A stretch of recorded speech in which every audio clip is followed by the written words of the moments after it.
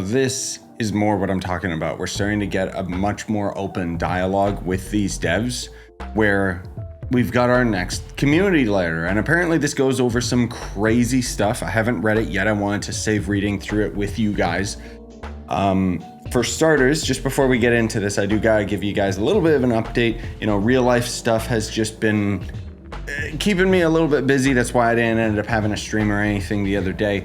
And as far as Trove is concerned, yes, I know I've been primarily focusing on live streams rather than videos because there hasn't really been that much to cover in terms of news. So hopefully this will give us something more to chew on. More than likely I'll end up streaming today as well though, but we've got some other games that released. Anyways, let's get into it. So, hey there Trovians. It's time again for us to do a monthly dose of Trove goodness. So I guess that means we can expect these on like the first week of the month or something like that.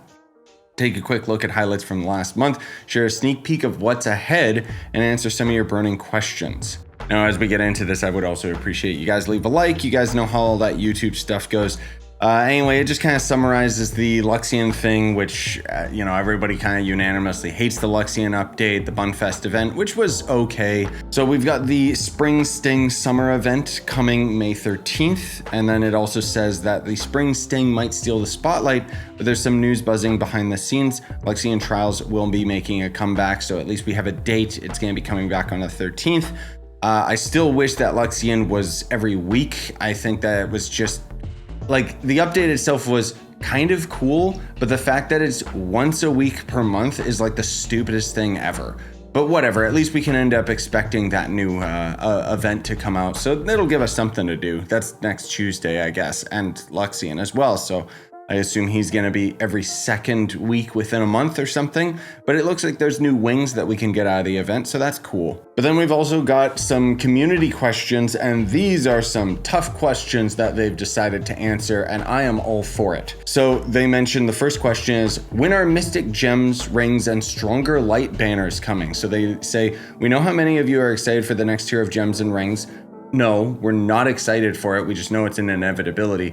Right now, we want to introduce them alongside new content where they'll truly shine. While we don't have a timeline to share just yet, these upgrades are planned for future content patches. As for a Stronger Light banner, it's something we're considering, but we're also being careful about item balance, so no promises yet. You're being careful of item balance, and then you're going to end up giving us Mystic Rings and Mystic Gems.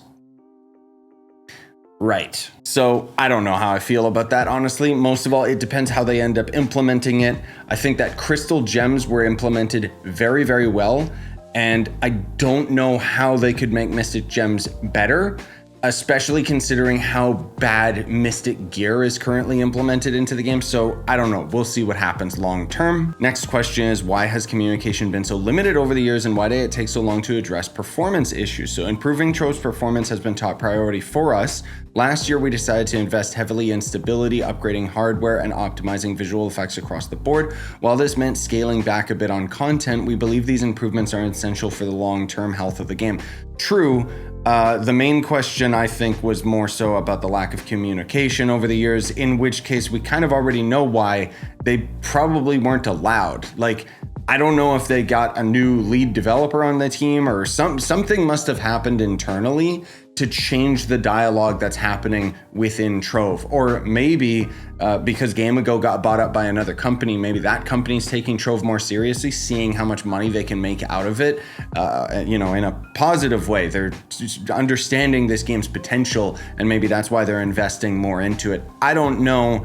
They don't have an answer for us. Will there be new classes added soon? And if so, what type? A new class is on our radar. We can't share anything specific just yet, but it's more of a when than an if. We'd also love to hear your ideas. What kind of classes would you like to see? Our last two, Bard and Solarian, brought unique playstyles. Bard did, Solarian, I guess, kind of. We're always looking to add some fresh fun to the mix. Please somebody tell them about my Samurai class. Please. Basically, I want a class that's like Ghost of Tsushima, but a class where you have 3 different stances, one for speed, one for boss killing, one for delves and survivability, that you would swap between, and that would change your attack animations with a sword. Maybe have some sort of gimmick where as you swap between them, you keep a buff from the previous one so that it kind of makes you utilize all of them, or it's just an all-around great class for every situation. We need more classes that are good all around rather than one specific function. Now that said, that would be complex as hell. And answering, more topically to this question, when they say when and they can't give us a specific date, I would hope that we can at least expect to see this new class this year, but it's kind of surprising that they're not really giving us any information. It means that the class is probably still ways off. Are you guys planning on doing anything with clubs? Maybe new fixtures like a light one, or more club slots, or even a higher member limit, with 751 being the current member limit. So clubs are a big part of Trove's community, and we're always open to ideas of improving them. Things like new fixtures and higher member cap are under consideration as we look at ways to support club features moving forward. Personally, I don't think that they should implement new fixtures because there's a little bit of a history going on with Trove clubs. There was the club update that ended up introducing Adventurine and the fixtures and the quests and all that stuff. And ironically, that update actually killed the vast majority of clubs that weren't popular. All of the popular clubs are the clubs that are sustaining because we end up having, the club resources to pay the rent for fixtures and so on and so forth, which means that new clubs, it's entirely difficult and a whole other, it's just almost impossible for somebody to start a new club and actually get proper exposure and people to join them, because why would anybody join that club that doesn't have any of the passive buffs that all these other clubs have? So personally, I think clubs need to be overhauled, and a lot of those mechanics should just be removed or shifted over to another regard, but it's just not gonna happen. Do you guys have plans to add cross-platform or the ability to use my Xbox Trove account on PC, for example? We know it's a popular request and we understand why. However, at this time, we don't have any plans for cross-platform play or account linking between platforms. So this is a question that I get a lot as well, about whether or not I think it would end up being implemented into the game. No, I do not. I don't think that it's ever going to get implemented, because I think people take for granted just how ridiculously complex it is to design something like that. Think about a game like Warframe, where they ended up finally adding crossplay years and years and years into that game's life cycle. But you gotta consider Warframe makes a lot more money. So it kind of makes sense that they can put the resources towards that.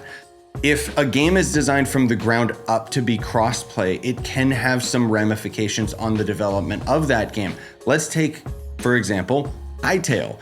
That is a game that originally was going to be made on JavaScripting, but then Riot Games bought them up and basically forced them to create a new game engine so that it could be crossplay right out the gate. This basically meant that they had to throw everything out and start game development from scratch, because creating a game engine that can support crossplay in the first place is a huge endeavor. And well, Hytale's been like, 4 or 5 years ago now? Something like that. I'm expecting it'll be like a 6 or 7 year development process before we finally get that game. But suffice to say, I don't see Trove being profitable enough for them to bother implementing it. And on top of that all is the issue with the varying economies of the game that would directly conflict with each other if crossplay was actually a thing. Like, I know that you guys on consoles want to migrate to PC, but you don't want to lose all your progress. But the fact still remains that if you guys actually had crossplay, you would not be able to keep up with the PC players. And that's not trying to say like, consoles are worse or anything. No, it's just that PC Trove has been out for a lot longer than consoles, and our economy has kind of adjusted to that. It does also mean that at the end of the day, updates would take a lot longer to come out because they would have to make it work for everybody. Anyway, they end up saying, do you want your question answered in the community letter? Head to our Discord. They have a dedicated thread for feedback channel. Ask your questions there and people can upvote them. Cool. I might end up asking some questions there, but honestly, I don't expect my questions to get answered. So yeah, like, as much as this was a great interview and I'm glad that they ended up actually talking about these things, that's great. It still is just them going, yep, this is going to be a thing, but we can't really talk about it. So it's kind of a double-edged sword, because on one hand, at least we're getting the information, so I can't complain. And I much rather prefer this dialogue of, yeah, it's coming, than us just sitting here and speculating, right? Kind of sucks that the next week is going to end up being the Luxion thing, because Luxion in itself requires a huge time sink in order to end up getting the items out of him. There's going to be a lot of people that'll be able to get the new Luxion dragon like the day of the Luxion release on May 13th, just because last time Luxion visited, he wasn't there for a full 7 days, and you can technically get the dragon within 7 days, but it just, yeah, it's gonna suck for me to try and balance Luxion with the stupid spring event, because I have a son and I'm very busy with real life stuff, and this game is just requiring way too much time dedication to Luxion on top of having another event at the same time. Like, I don't know why we didn't have the spring sting first and then Luxion the following week. It just doesn't make sense to me. But anyways, let me know what you guys all think. Smash like, sub for more, buy the merch you want, support the channel. Have yourselves a wonderful day. Please God, give me a samurai class.